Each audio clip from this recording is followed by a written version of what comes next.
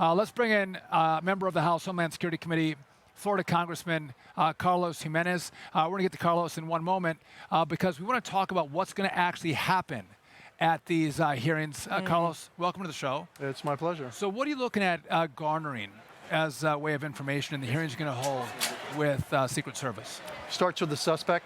Was he acting alone or was he acting with other people?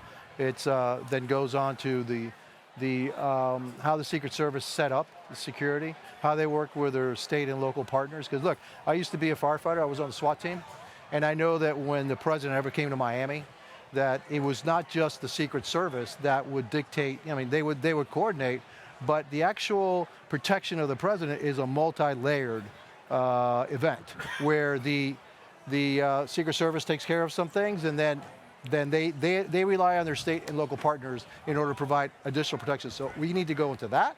We need to go into communications, who knew what, when, and what kind of actions were taken in order to try to protect the president. Obviously, he got off a number of shots before they took him down. Yeah. Jackie, do you have a question for Carlos? I do.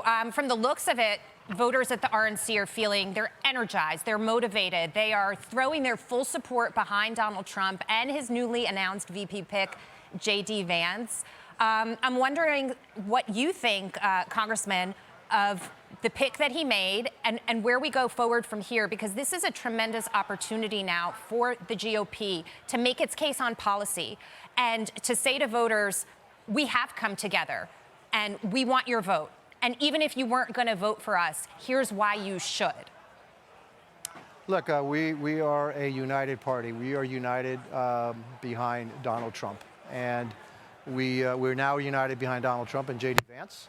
And we will continue. Our message is very, very clear. It's not Joe Biden. It's Joe Biden's policies. And so Joe Biden's policies are the problem. The distinction between Joe Biden's policies and Donald Trump's policy, where Donald Trump is going to take America, I mean, they couldn't be sharper. And so that's our message. That's how we're going to win in November. And believe me, we are a unified Republican Party. One thing I want you guys to look at, hopefully, in these hearings, this 20-year-old young man's social media has nothing on it. I wonder if law enforcement authorities actually scrubbed his social media before they put his name up, because I don't know any 20-year-old who has no presence on social media. Hopefully you guys will take a look at that, Congressman. No, we're also going to, we're going to listen to all the audio tapes too of the communications. And what is going on with this young man? Was he alone? Was he not alone? What were his activities prior to this incident?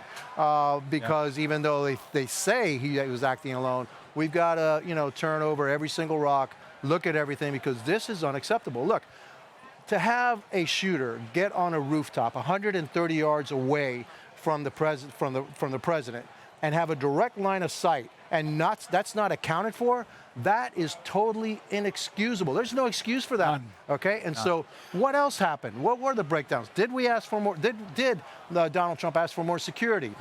Who coordinated this whole thing? And then, there's a lot of unexplained questions, not unanswered questions. We're going to get to the bottom. We're going to follow it. We look forward to seeing your work. Congressman, thanks for being with us on the bottom line. My pleasure.